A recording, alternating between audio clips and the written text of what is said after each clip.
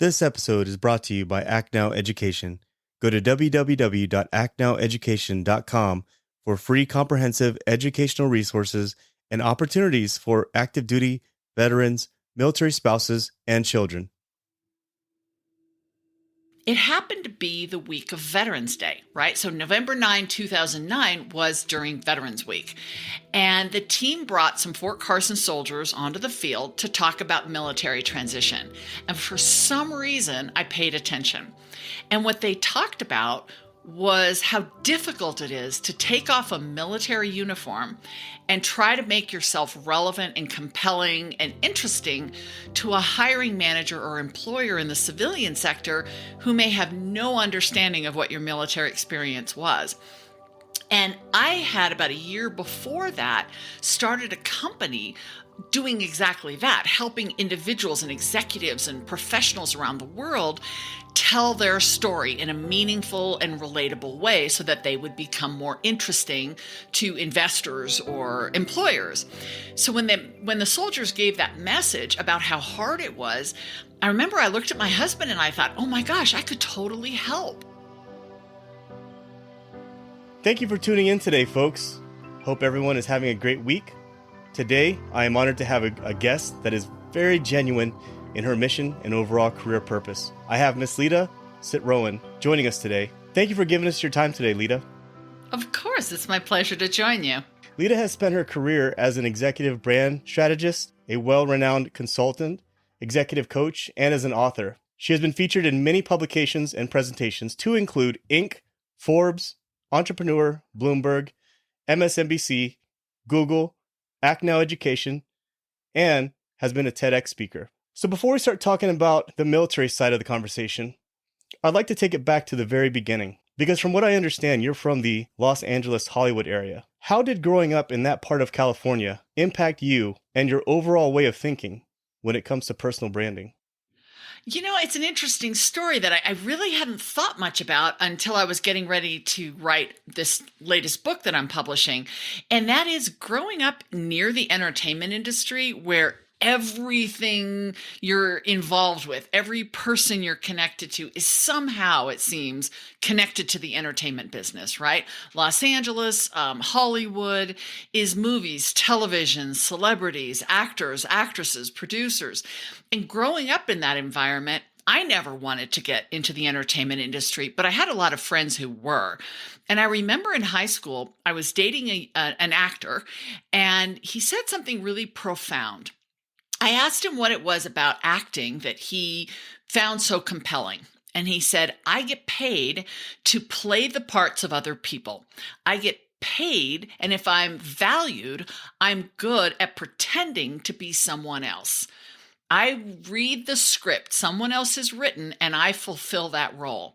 And his words stuck with me years later when I got into business and realized how many of us do that almost on a daily basis, right? We go to work, we try to chase this corporate dream, or we try to build our career. And in some ways, sometimes we feel like we're playing the part in a script that somebody else wrote, but it doesn't really feel genuine and authentic. So I think that's what really compelled me to do the work that I do today. That's really interesting. That's a really interesting perspective, because that is true. When the lights turn on, you become a different character, a different person, a different brand.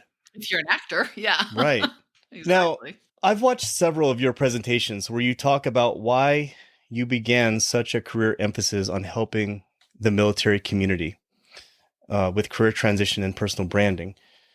On November 9th, 2009 was a special night.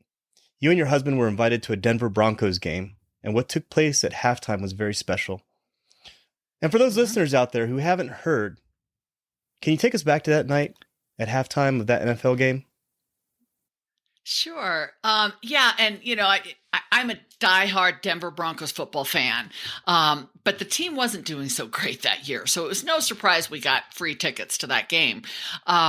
But normally, you know, at halftime, KP, I don't pay attention to what's happening on the field. I mean, I admit that's when I'm checking email and getting something to drink or stretching my legs. But It happened to be the week of Veterans Day, right? So November 9, 2009 was during Veterans Week.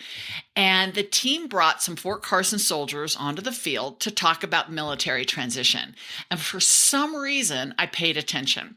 And what they talked about was how difficult it is to take off a military uniform and try to make yourself relevant and compelling and interesting to a hiring manager or employer in the civilian sector who may have no understanding of what your military experience was. And I had about a year before that started a company doing exactly that, helping individuals and executives and professionals around the world tell their story in a meaningful and relatable way so that they would become more interesting to investors or employers. So when the soldiers gave that message about how hard it was, I remember I looked at my husband and I thought, oh my gosh, I could totally help. I mean, this is what I do. And my husband looked at me and he said, honey, with all due respect, what do you know about the military? Because no one in my family or my immediate circle of friends had any military connection. I didn't know anyone who had worn the uniform or waited for someone to come home from service. So I didn't know what I didn't know. And I spent about 6 months literally knocking on doors, trying to find an organization or a place where I could go and volunteer my expertise and my services to help those men and women coming out of the uniform to learn this thing called personal branding, which we know in the civilian private sector is huge in advancing our careers. And it took a while, but once I did get that opportunity, I was hooked. I mean, absolutely hooked. And it's been years that I've been doing it since. That seems like a very special, genuine moment. And you're very fortunate to actually have that, because there's a few people that never, they go their whole lives and they never really have that moment of aha, And so I think I'm a true believer that things happen for a reason. And I've seen a lot of your presentations and I can tell that you're a very genuine person when it comes to wanting to help. And so I can really, really appreciate that. I'm really glad that actually happened. I'm glad you went to that Denver Broncos game, even though they were having a losing season. Yeah, they played the Steelers, so it was not going to be a good game to begin with. But and let's face it, you and I have talked about this, right? I have the easy job. You and the other men and women who've worn the uniform, that's where the gratitude goes. And I do this work because I am a proud American who enjoys the freedoms and liberties that you and others served to protect and ensure. So it is with a big heart that I am just really grateful for that service. And we certainly appreciate you as well. Of course. So specific to the Act Now education presentation that you conducted last month, you talked about culture and fitting in as being one of many things employers look at. And I can fully understand this notion of military veterans not fitting in, because it's estimated around 5 to 8% of the entire U.S. population ever serve in the military. And as a veteran myself, that means that I'm surrounded by over 90% of the U.S. population with no true understanding of military culture. So it's very difficult for military-minded folks to simply fit in. Now, from my own experiences, my first civilian employer operated a young professionals network. Another fellow veteran of mine who worked at the same place, we just got out of the military, fresh out of the military. We both attended a few of these young professional events, and we attempted to fit in at some of these tables during this event. And as soon as the group found out that we were military veterans and not from any specific nearby university or part of a fraternity or anything like that, we were just left to basically talk to each other. We stopped going to these events eventually because we just simply couldn't fit in. What advice do you have for any military service member out there looking to transition, or a veteran that has found that culture and fitting in is a difficult task? Well, I mean, it's a huge question, right? And it's a real challenge.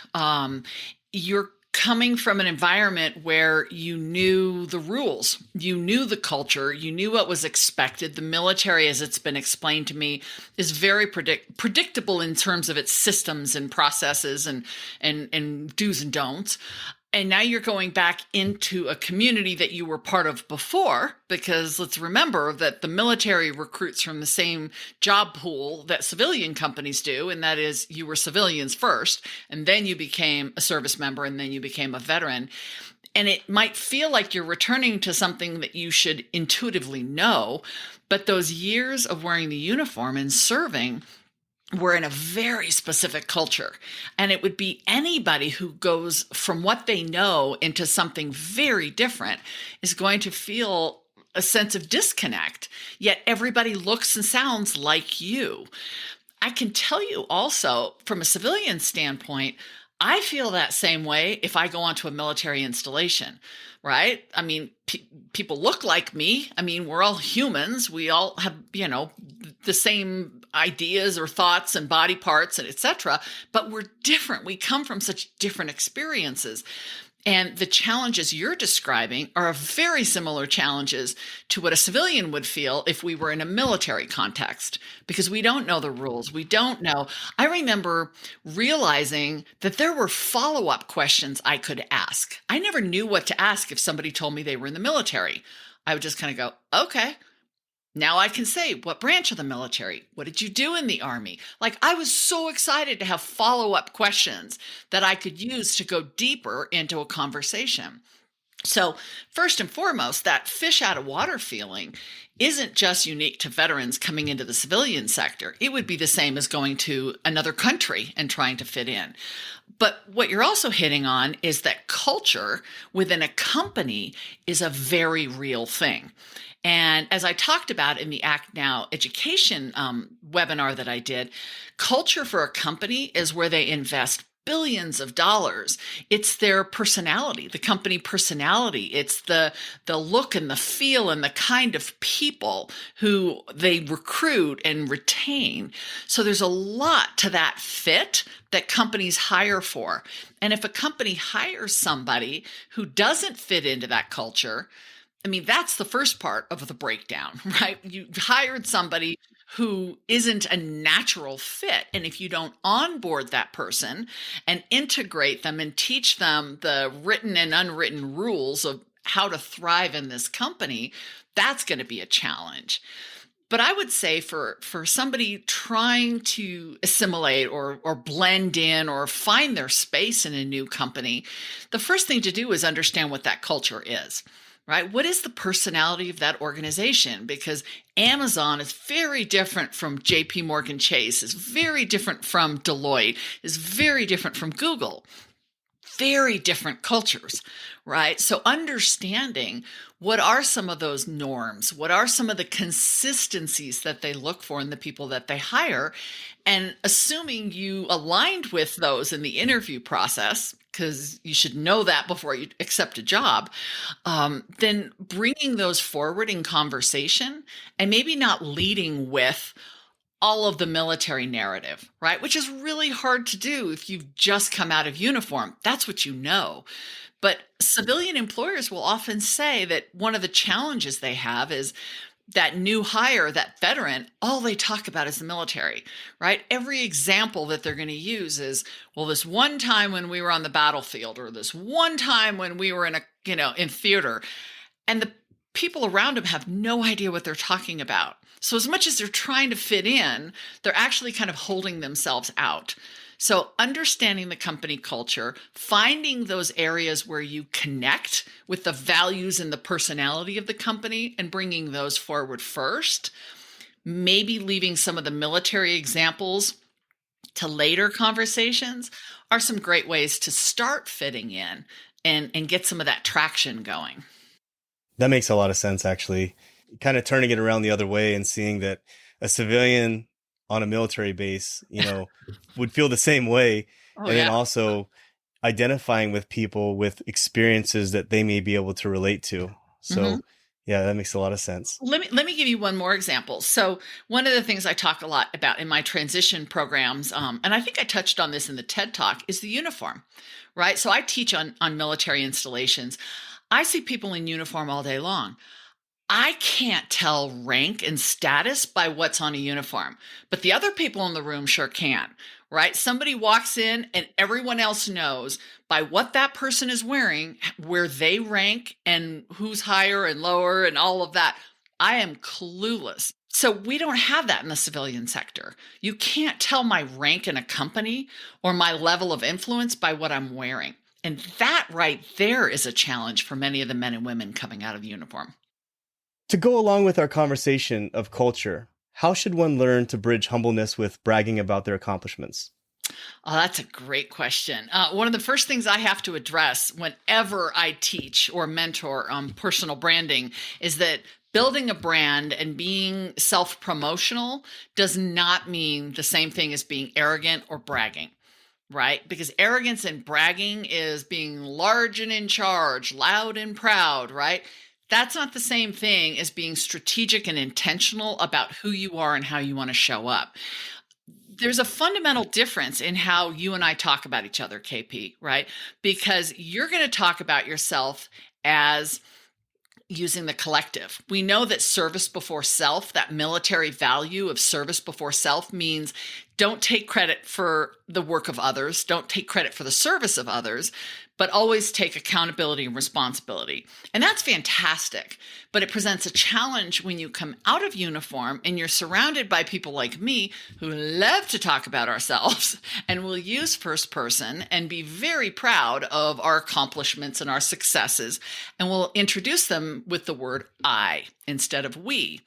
And that's where some of that rub comes, right? So imagine a brand new service member coming out of uniform, sitting across from a hiring manager, and that hiring manager says, "John, sell me on you. Tell me why you're great." And John says, "Well, ma'am, when I was in uniform, we did this. And my squad, I was so proud of them. They did this, or my unit did this." That hiring manager, right, going back to your numbers, is 90+% odds they're a civilian. And they don't understand why John isn't speaking about himself. Why isn't he taking credit for the accomplishments he had in uniform? They don't understand that collective mentality. So there's some fundamental differences in how we talk about ourselves, and that can present challenges, especially as you're trying to let people know who you are and what you want to be hired or found by. But that's very different than being arrogant or pushy or bragging. It's a huge spectrum. And bragging and arrogance is on one end, and the rest of it is confidence and clarity around who you are and what you can offer. Yeah. It's a challenge in itself, and it's almost like an art, right? It's more art than science for sure. It's a balance. Yes, absolutely. Yeah. Absolutely. Yeah. And if you've got some good self-check mechanisms or some good friends and support systems that you surround yourself with, they'll pull you back if you get a little too far ahead of yourself, right? You're talking about yourself a little bit much these days. All right, you kind of dial that back a little bit. Right. And just sitting here listening to you talking about that, I don't even know if you have experience with this, but have you worked with first responders like firefighters, police officers who also have the same problem with bridging humbleness versus bragging about themselves with their accomplishments? I have a colleague in New York who works a lot with NYPD and NYFD, and she and I have talked about this quite a bit. She helps them write resumes. And it's interesting. She said that's one of the hardest things is getting them to be forthcoming about the things they have done that they should be proud of. Not the things that are over the top, but the things they should be proud of. And it's a very similar response. It's all in the line of duty. So why would I take credit for it? In the military, what I also hear is I don't want to take credit for someone else's work. So I'd rather depreciate my own value and give them more attention. And that's wonderful. It's just it doesn't play the same in the civilian sector. Yeah, I definitely understand what you're saying because I've helped mentor people with interviews before, and I almost have to beat them over the head and say, stop saying we. It's I. You saved the world. You saved the city's population from getting wiped out. You did all this stuff. And it's something that's very difficult to break because I dealt with the same thing as well.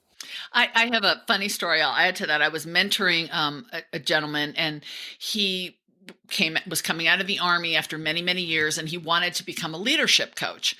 And I said, okay, I mean, how many thousands of leadership coaches are there? And I kept saying to him, what was it about your military duty that, is leading you in this direction? And he talked about the appreciation for leadership and the difference between management. He was giving me like all the same credentials as any other leadership coach. And I was just pulling and pulling. I was trying to figure out why he was passionate about this and who his target audience would be. And he kind of let it slip. And he goes, I don't know if this would be anything, but he said, I taught leadership at West Point for about 15 years. Right. And I said, are you kidding me? Like, yes, that's a big deal. Like, not everybody can say that. And being such an institution of, excellence, and you taught leadership, that's a value to bring forward. But to him, it didn't seem like anything. I was like, yeah, that's something. Oh yeah, that's one of the best service. That's the best service academy out there for the Army. Yeah, of course. Yeah, said like an Army man. Yeah, exactly. So, how would I know from an interview if my brand resonates with an organization's culture? Well, a lot of that, I don't know that you'll know it from an interview. You'll know it before you go to the interview, right? Because when you have a brand, when you're strategic about the way you want to show up in this world and the way you want people to perceive you, then you have certain values that is anchored into. You have certain key words that are circulating around you, right? What do you want to be known for? And how do you want to have people experience you?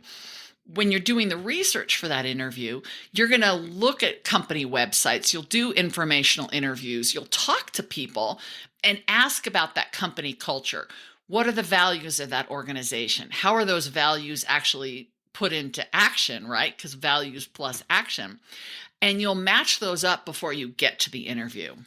I think one really good sort of gut check for yourself is when you leave a job interview, having done that work before the interview, if you leave a job interview and you feel like you really got to be yourself, right? Going back to my Hollywood analogy, you didn't feel like you were playing the part of who you thought they wanted to see, or you didn't feel like you were sounding fake or disingenuous.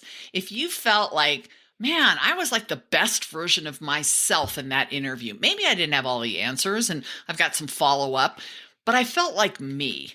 That's a really good indication that your brand was in alignment with what the company is looking for. And that's a really good sign. Yeah, it's kind of like intuition. It is intuition, but I would say it's even a little bit more strategic than that. I mean, intuition is what's going to keep you in agreement with your brand, for sure. But doing the homework ahead of time, because I want to empower people that if they see something or they hear something about a company that sends up red flags, that maybe this company's values isn't aligned with my values, or maybe the way they do business is not what I would be proud to represent, or maybe the people that work there aren't like me and won't understand me. I want people to have the power and the confidence to say, there's another company behind this company, so I'm just going to move around this one and go to that one, because there's so many possibilities out there. So during the Act Now education presentation, that almost rhymes, that you did, an audience member had asked about laterally transferring from the military to a civilian career. As I was transitioning out of the military, I was seeking specifically a medical sales position. I had interviewed several times for such a position, and during my interviews, I really tried hard to draw that line from my military experiences by explaining the obstacles that I had to overcome, utilizing sales tactics to make projects, happen and make them complete successfully. I recall at the end of one interview, I boldly asked the recruiter sitting across from me, I said, is there anything within my interview or resume that would question whether I'm the best candidate for this position? And that's kind of a bold thing to ask because you're asking for the truth, right? And the answer that I received was, we just don't see it. You don't have any direct sales experience.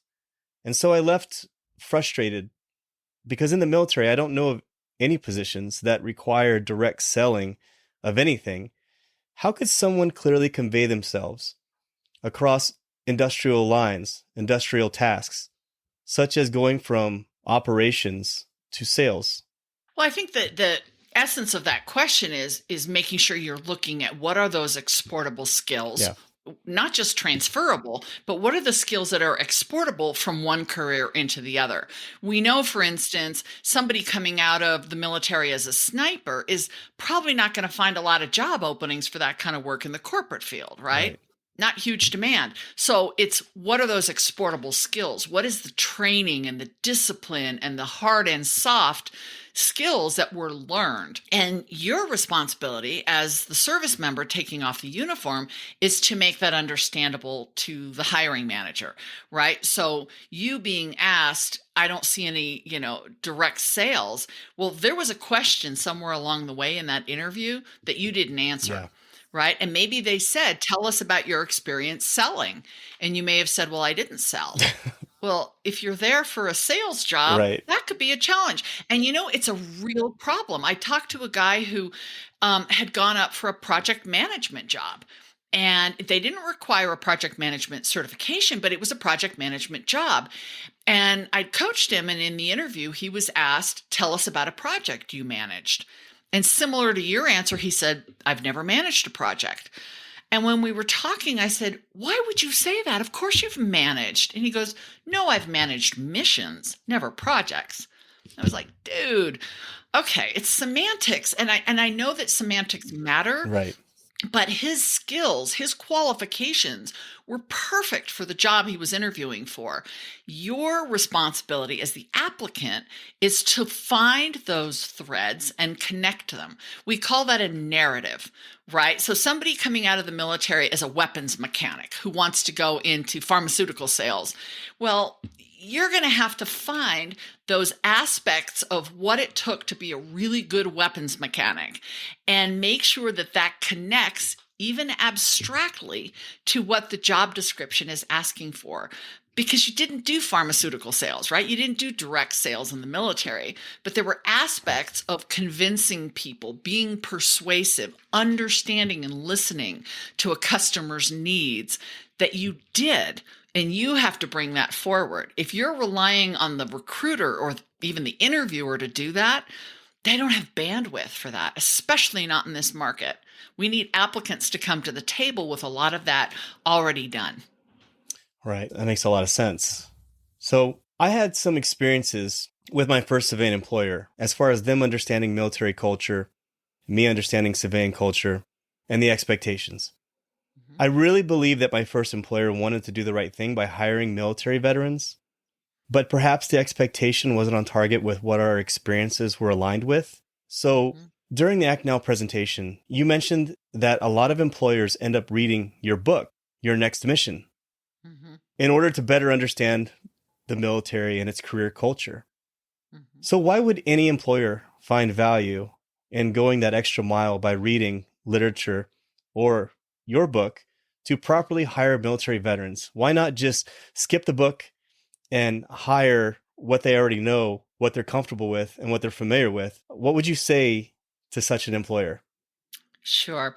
So one of the things I found interesting when I wrote my first book for the military, which was called Your Next Mission, I wrote it because I couldn't be in all these places I was being asked to go. And there were so many service members getting ready to leave the military who had heard this concept and wanted my advice, and I just couldn't scale fast enough. So I wrote a book and it became very, very widely distributed.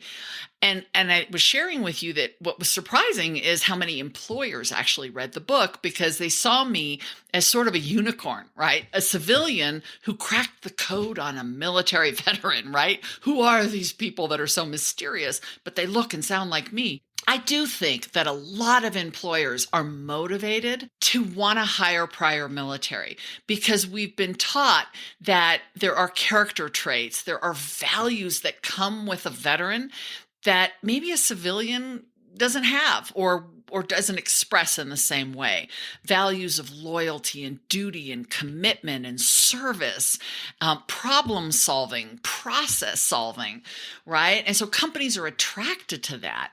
I think where the challenge comes and what they engage me for typically is understanding some of the language differences, some of the cultural differences, right? Because you'll present as a very different candidate for a job than a civilian who might be right out of school or has had a few jobs already. There are some differences. And when you look at the bandwidth of a typical recruiter, they're not skilled up on how to interview a military candidate versus a civilian candidate.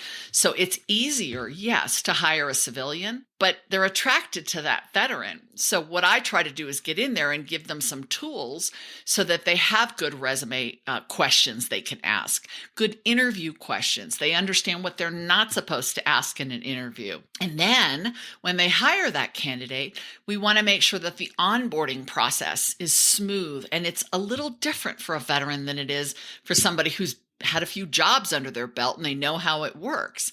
Because a lot of companies that hired veterans, what they realized is if they didn't do a good job sourcing and hiring and onboarding, their retention numbers are terrible. Or one employer that I'm working with now has a problem with the veterans in their company that are staying. It's wonderful, but they're not growing into leadership ranks.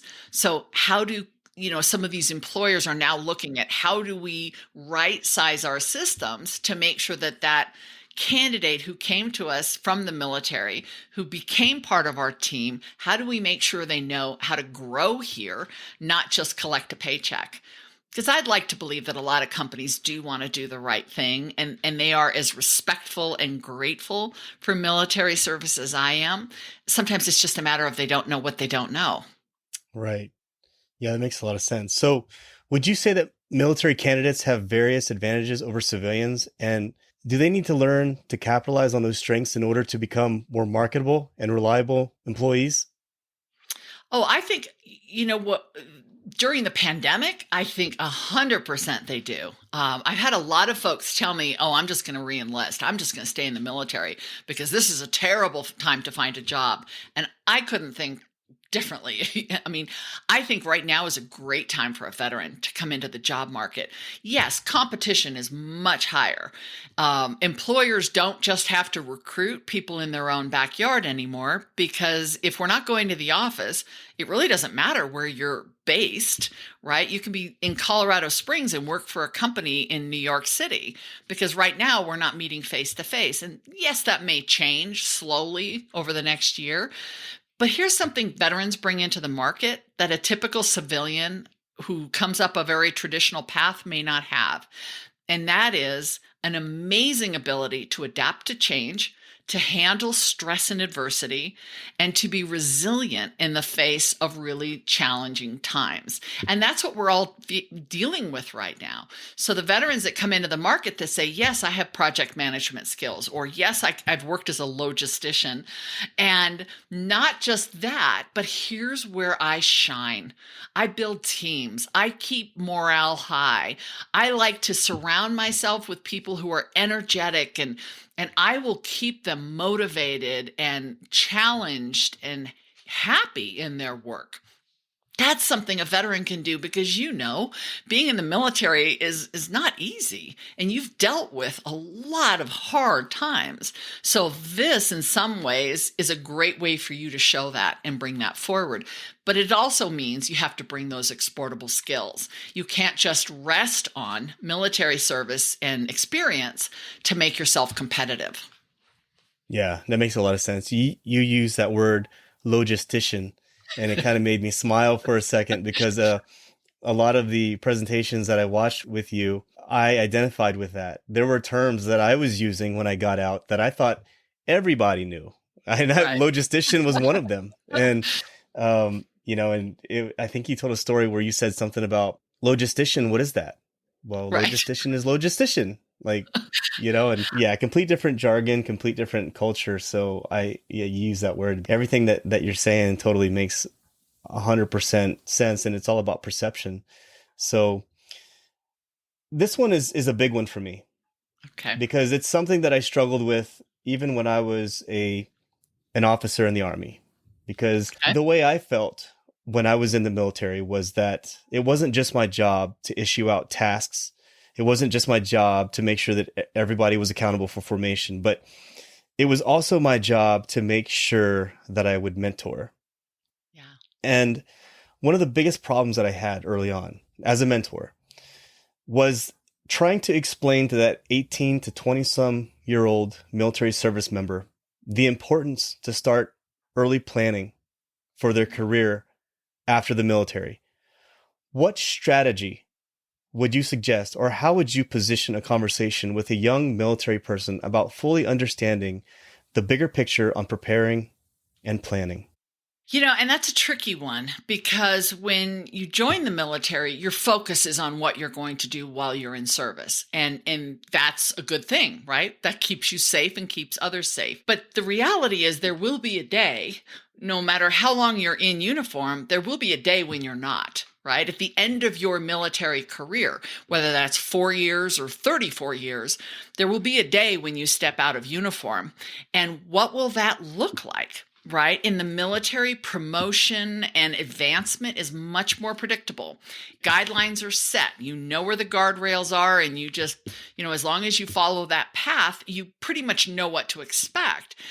But when you step out of uniform and out of that culture, all bets are off, and it's a free-for-all. So if you have a sense of what you might want to do after you take the uniform off, even at your first day of basic training, if you can think, I'm here to learn these skills because when I'm done with my military commitment, I want to be an entrepreneur, or I want to go work in the tech sector, or I want to go work in healthcare and serve people in that capacity. You can be laying the foundation for that while you're actually doing your military service. I love to get a call from someone when they're 18 or 24 months out from separation or retirement, because that tells me that they're starting to think about what they're planning for afterwards. The ones that make me nervous is when I ask about a separation date and they say it's Tuesday. And they have no idea what they want to do, right? It's like, wow, what were you thinking about all these years? It's still workable, but we should always be thinking about how we plan to grow and mature and evolve and build towards something else. We want you focused on military service while you're in uniform, but there will be a day when that uniform comes off. And what do you want it to look like? Hopefully, you'll have that choice. I've worked with a lot of service-disabled veterans who thought they had a long runway ahead of them in the military, and that got changed. And their ability to career plan in very quick time was certainly a challenge, but it's certainly doable. One of the ways that I've always packaged things for perception and just explaining to a younger professional, and I say younger, I mean, when I was a lieutenant, I was probably 25 years old talking to a 23-year-old. Right. Yeah. So at the end of the day, it was like, yeah, why am I standing here? Right. So one of the ways that I would package things is I would simply put it to them like this. I would say life is sort of like standing in a big empty field, and you have a choice. You can either start walking in place, or you can start walking in a general direction. I like this direction, so I'm going to start walking in this direction. And as you walk in that direction, you have different opportunities present themselves to you. So let's say you do want to get into business, and you want to get into business. So you're getting certifications, you're getting your degree in business. You're not sure what you want to do, but you're walking in that business direction. And while you're in the military, you're getting your education, your certs done. Opportunities present themselves to you. You have the chance of either passing them by or taking them on. And that's probably the best way whenever I tell a young military service member, why should I take these classes? I plan on staying in forever. Yeah, right. But, things happen. Well, what interests you? Well, business interests me. Well, then start researching and start educating yourself on it and start walking in that direction. Because at the end of the day, freedom is having choices and being able to laterally move. And sometimes it gets through to people and sometimes it doesn't. And I would even add to that. One of the reasons I'm such a big fan of building a brand and a brand strategy is that's also a layer of criteria, right? So I always use the analogy that when everything carries equal weight, how do you know what to choose, right? Every possible person could be a client. Well, not really. I mean, let's think about it. Some people don't have the money. Some people would be a pain to work with. So who is really your target audience? And when you start distilling it down and getting more focused, many people panic because they're afraid they're going to leave something out. But to your point of walking in a direction, all of a sudden things feel less random. And I know you said when I was telling the story of the football game that, things happen for a reason. I think things show up for a reason. It is not uncommon when I've worked with a client that they'll email me and say, "Oh my gosh, I just got 5 recruiters reach out to me. This is like magic." No, it's not magic. It's because you were focused on the career that Right. you want. You keyword tagged your LinkedIn profile. You're networking into those companies. Why do you think those recruiters reached out to you? These things feel like they fall out of the sky, but it's Alice in Wonderland getting to that fork in the road. And when she asked the Cheshire Cat in the story of Alice in Wonderland, she said, "I'm at a fork in the road. Which way do I go?" And he said, "Well, where are you headed?" And she says, "I don't nowhere." And he goes, "Then it really doesn't matter. When you have a direction, you know which way to go, and you have a sense. And the beauty of all this is you can change direction too.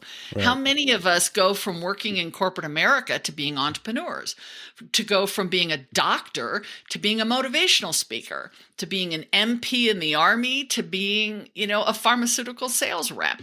We get to do that. That's freedom. Yes, exactly. Exactly.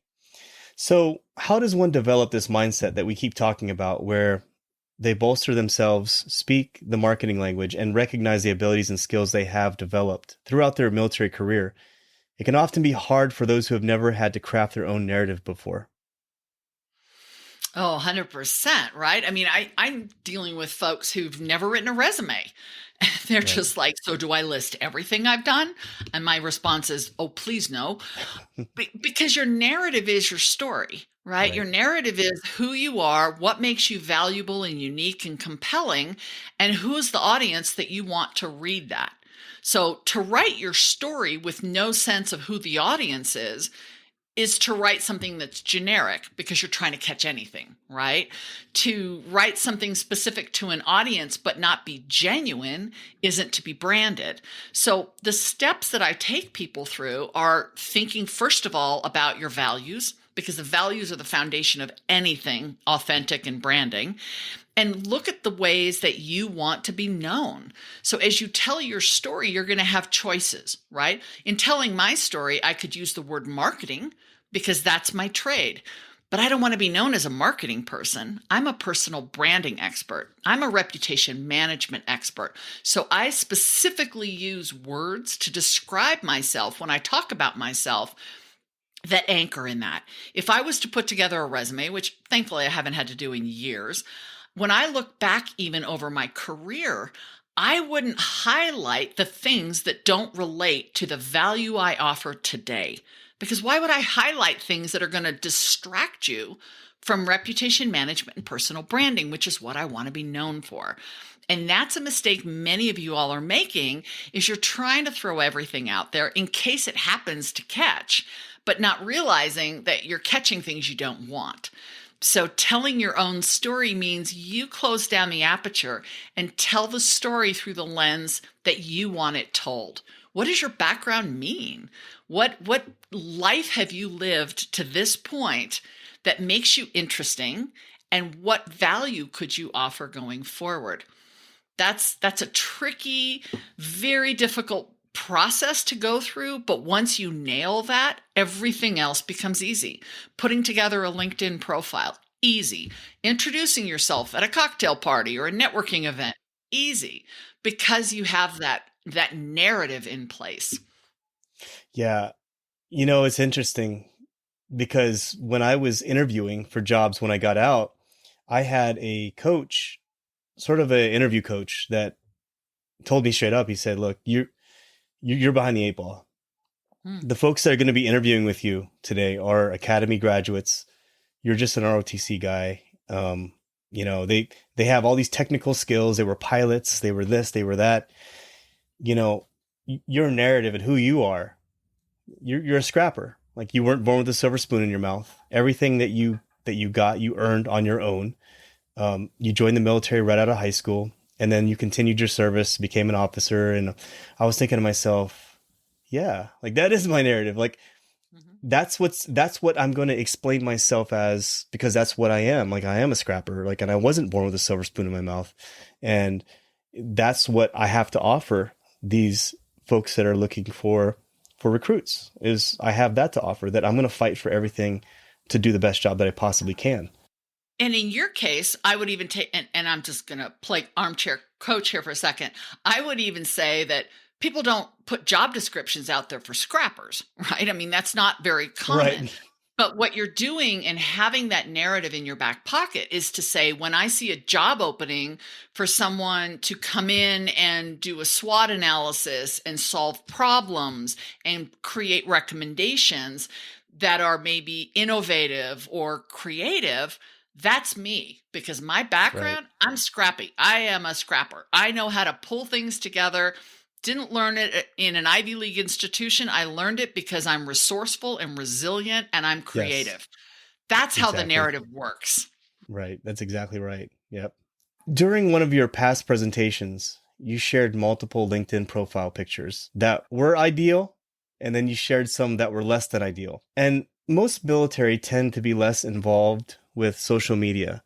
And even I struggle with sharing myself on social media. Some feel that when you put yourself out there, you open yourself up to ridicule and some degree of vulnerability. What would you say to someone exiting the military who struggles with social media and sharing themselves? Oh, I navigate that challenge almost weekly. Anytime I teach online positioning, digital capital, we call it, reputation online, to a military audience, the first thing I get is, I don't want people knowing my business. I want to keep certain things private, and I'm going to stay off of social media so nobody can bother me. And hey, you know what? If that works, you are the one person in the world that can have that strategy. For the rest of us, we need to be found.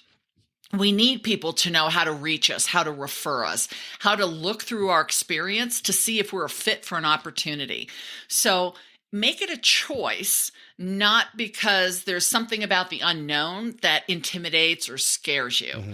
And with that said, the beauty about something like LinkedIn is it is a professional site. It doesn't have the social, casual carelessness as maybe something like Instagram or Facebook or even Twitter, where people typically make more mistakes than they do on LinkedIn. LinkedIn is a professional site of business-minded individuals, right, from all around the world. You only put on LinkedIn information you want me to know. So if you don't want me to know how old you are, don't put the years you went to high school. Don't put your birth year. If you want me to see the area you grew up in, you're going to put that information because I might have grown up in the same area, and it would be a really nice way to start a conversation. If you want me to know that you're a Purple Heart recipient, put it on there. If you feel that that's private, don't put it on LinkedIn. The beauty of social media is we have a lot more control than people think. And there's this belief that once you cross the threshold and you make yourself found on LinkedIn, now everybody knows your business. And that's really not true. And the reality is, if I want to find out about someone, there are so many easy ways to find out about someone that are still legal and ethical, but we can find that information if we really want. So keeping yourself away from recruiters, away from opportunities, and away from people who might refer and endorse you, have a really clear reason and a strategy for that, because otherwise you're missing opportunities. You've been listening to The Morning Formation. This is part 1 of 2 of Lida Citroën's interview regarding the importance of personal brand and career transition. Stay tuned to part 2, where she goes into details about evaluation, feedback, and practicing your pitch. Thank you for tuning in. This is The Morning Formation. I'm KP. And for now, we're out.